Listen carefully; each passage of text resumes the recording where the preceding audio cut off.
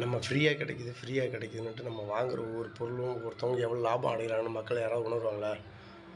நான் சாமி கும்பிடணும்னு கோயிலுக்கு போனால் பிரசாதம் வாங்கியே சாப்பிட மாட்டேன். அந்த பிரசாதம் கொடுக்குறவங்க எவ்வளோ லாபம் உங்களால் வச்சு அடைவாங்க தெரியுங்களா? உங்கள் புண்ணியத்தை அவங்க எடுத்துக்குவாங்க.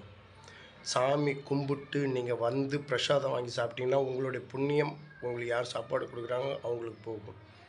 சிம் கார்டு ஃப்ரீயாக கிடைக்குதுங்க தானே சிம் கார்டு வாங்க மாட்டேன். அந்த சிம் கார்டுனால அவன் எவ்வளோ லாபத்தை அடைவான்ட்டு அவனுக்கு தான் தெரியும். ஒரு விஷயமும் ஃப்ரீயாக கிடைக்குதுன்னு நீங்கள் நினைக்கிறீங்க. அந்த ஃப்ரீனால அவங்க எவ்வளோ லாபம் அடைகிறாங்கன்னு தெரியும். ஆஸ்பத்திரியில் வெளியில் சாப்பாடு கொடுப்பாங்க. அந்த சாப்பாடில் கொடுக்குறப்ப அவங்க எவ்வளோ லாபம் அடைகிறாங்கன்னு உங்களுக்கு தெரியாது. மக்கள் இது உணர்ந்தாலே போதுமேங்க. நம்மளாம் அதில் உணர்ந்தாலே போதுமே. ஒரு விஷயம் ஃப்ரீயாக கிடைக்குதுனால லைனில் ஓட மாட்டேன். அரசாங்கம் காசு கொடுக்குறதுனால நான் ஓட மாட்டேன். ரேஷன் கிடைக்கிற வரைக்கும் நான் எழுதவே இல்லை. எனக்கு ஃப்ரீயாக எதுவுமே வேண்டாம். ஏன்னா நான் உழைக்கிறேன், நான் வாங்குகிறேன். அவ்வளோதான். அதுதான் போகுது.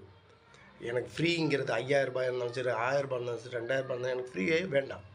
இப்படி தான் நான் நினைக்கிறேன் நான். அம்மாவுக்கு வந்திருக்கு எடுத்தாங்க, என் ஒய்ஃபுக்கு ரூ. 1000 கொடுத்தாங்க. அதை கூட நான் ஏன் வாங்கினேன்னு தான் என் ஒய்ஃப்கிட்ட கேட்டேன் நான். அந்த மாதிரி எனக்கு ஃப்ரீயெல்லாம் வேண்டாம். இந்த அரசாங்கம் எது ஃப்ரீயாக கொடுக்குன்னு சொல்கிறாங்களோ இவங்களாம் நம்மளை ஏமாத்துறாங்கன்னு அர்த்தம். அதை புரிஞ்சுங்க. மக்கள் ஏமாற்றமாக இருக்கிறோம். ஒரு விஷயத்த நம்ம வேணான்னு சொன்னால் விலைவாசி தன்னால் குறைஞ்சிரும். அதை சிந்திக்கிறோமா? சிந்திக்க மாட்டோம். 5000 கொடுத்தாங்கன்னா உடனே போய் ரேஷன் கடையில் இடத்த பிடிச்சி வச்சுக்கிறோம். பொங்கலுக்கு 3000 கொடுத்தாங்கன்னா உடனே போய் இடத்த பிடிச்சி வச்சுக்கிறோம். இந்த மாதிரி விடிய கிளம்புறியே போய் 4 மணிக்கு 3 மணிக்கு இடத்த பிடிச்சி வச்சுக்கிறோம். 3000 பணத்தை வாங்குறதுக்கு, 5000 பணத்தை வாங்குறதுக்கு. இந்த மாதிரி இருந்தாக்கா நாடு குட்டிச்சாவரமாக போகாமல் நம்ம மேலே தப்பு வச்சுக்கிட்டு அரசியல்வாதிகள் யாரும் கொத்த சொல்லாதீங்க. அவன் ஏமாத்துறான் மாயஜாலை காட்டி. அந்த குடுகுடுப்புக்காரெல்லாம் மாயஜாலை காட்டுவாங்களே, அந்த மாதிரி தான் அரசியல்வாதிகள் எல்லாமே குடுகுடுப்புக்காரங்க தான். அவங்க ஏமாத்துறாங்க, நம்ம அவ்வளோதான் ஏமாறுறோம். அது மக்கள் நம்மளாம் புரிஞ்சிக்க மாட்டேங்கிறோம். நான் ஒருத்தன் மட்டும் தெரிஞ்சுக்கிட்டு இப்படிலாம் மக்கள்கிட்ட சொன்னால் புரிஞ்சாது.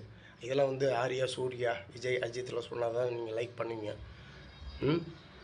ஒரு தன்னால் படிக்காத நானே யோசித்து நடந்துக்கிறேன்.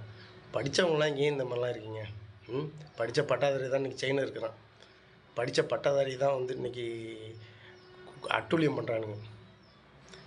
படிப்புங்கிறது கல்வியே இந்த மாதிரி கலவரமாகிடுச்சு.